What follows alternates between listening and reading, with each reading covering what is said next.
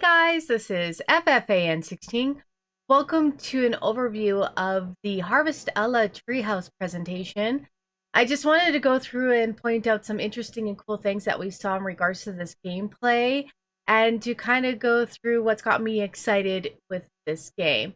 As you know, Harvestella is coming out for the Nintendo Switch Steam pretty quickly here in the next few months, and they did a demonstration of gameplay in the second chapter at the beginning. When they began the presentation, they did do a quick little highlight of chapter 1 and went right into chapter 2 activities.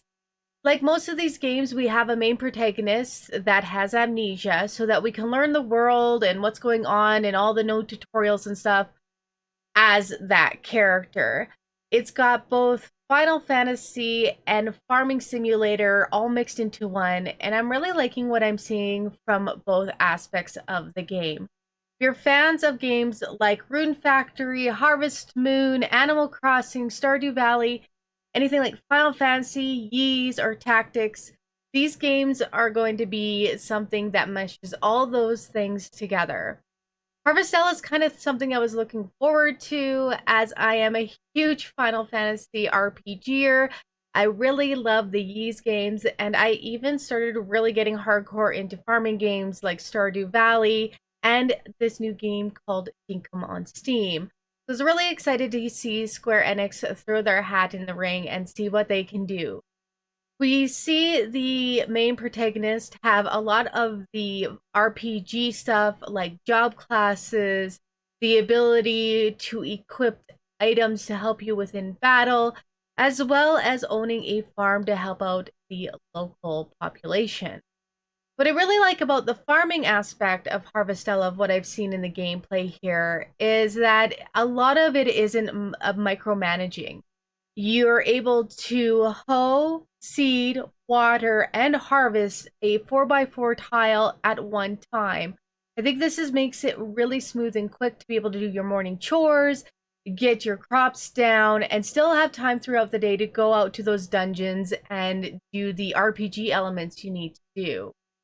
They do go into a little bit about the farming. Some of the crops can be done within a day, and some crops can be done in several days. Looks like carrots are able to produce in a 1-day ratio. So if you're looking for a fast crop, they're telling you you could do carrots to begin with. I really like how smooth the farming looks. The watering looks quite interesting. You have this unique watering mechanics with this tool. I've noticed that the person didn't have to go and refill the watering tool, which is a staple for most of these type of farming games, is that you would have to spend time refilling your bucket. It looks to have an infinite amount of water, so again, that's going to make the farming aspect just a bit quicker and smoother. When we get into the time management, it looks like when you're within your farm, towns, or dungeons, time works a little slower. I counted it at 8 seconds, or 9 seconds of time equals 10 minutes of in-game time.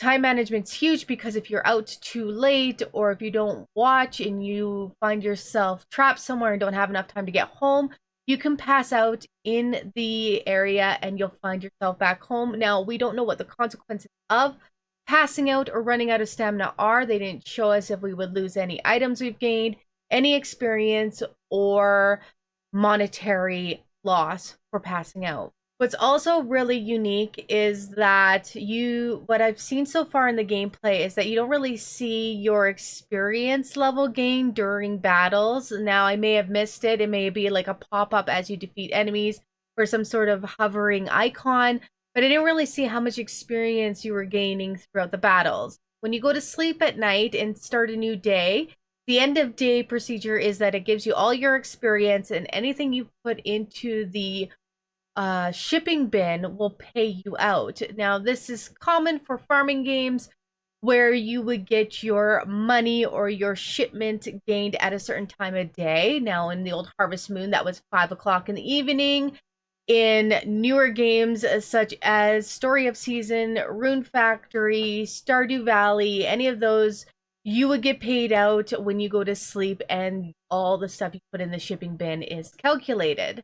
I'm really liking that. It's kind of got the best of both worlds there. It looks like job classes are gained through going through dungeons, experiencing interactions with other characters, as you can see in the gameplay that we watched, or that you may have watched here with the treehouse, is when they encountered a unicorn. They did a battle, went to another boss battle, and the unicorn was able to teach the main character how to use magic. What's also quite unique about the battling system within this, or the party system, is you handle your main character and then you do have party members. So it's not just you by yourself traversing the world, doing all the farming, doing all the fighting, but no, you get party members, but those party members are AI and they work on their own as you're battling. Now, this may be different in the actual gameplay later on where you can switch between characters.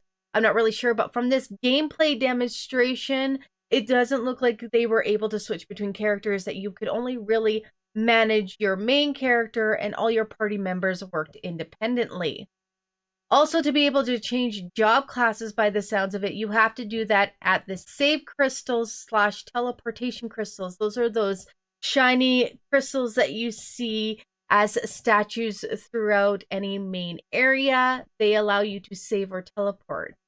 Once you pick a job class, I don't think you could switch it during battle. By the sounds of how they were talking about switching your job classes, you have to do that at a certain point. And once you're in that job class, you're pretty much stuck at that class until you find another crystal or area where you can switch out of it. So make sure that you are picking a job class that you know will help you throughout the dungeon. The dungeon's unfamiliar, and as you traverse, you realize you need to be another class. You might have to backtrack a little bit, go change your job class, and continue. Again, this is just from what I've experienced from what we've seen in this 30-minute gameplay trailer. Another nice mechanic or unique mechanic to this game is how the stamina bar works. Your stamina bar is basically the amount of energy you will have throughout the day. It can be consumed from running, working your fields, and battles, or any action that would accumulate it.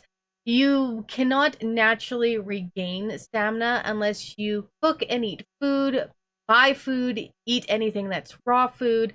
Also, I'm thinking there are certain areas within the map that restores your HP and stamina, as we see at this fishing hole that they went to. She was able to rest, and that restored her HP and stamina. So it looks like there's a resting mechanic, but it will consume some of your time. Again, this is a very time management looking game. Most of these games are, when you're running with a farming type simulation, you need to be under the clock to make sure that you can have the days progress so that you can be able to do your farming. Another thing that will consume time out of your day is repairing anything within the dungeons that makes it so that you could traverse those dungeons a lot quicker. For example, in this gameplay demonstration, we saw that there were ladders that needed to be fixed. The ladders took 1 hour, but once you fixed it, the next day when you come back to the dungeon, you have that shortcut available, giving you time back in the long run. So although you might have to consume time at first, you will be saving time in the long run.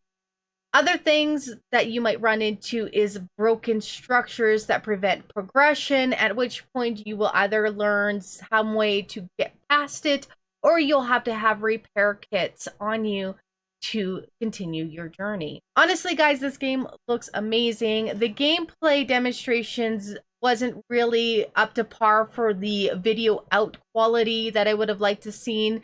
It is a bit blurry, but besides that, what we've learned in regards to the mechanics, functionality, gameplay, and just overall flow of how the farming genre and the RPG action is going to work together, I am quite pleased at what I see so far. I'm excited to get this game and share it with you guys on this community. I will hopefully be able to work on some guides for it. I know I'm a little behind on my guide making for some other games. I'm going to try my best to get up with those.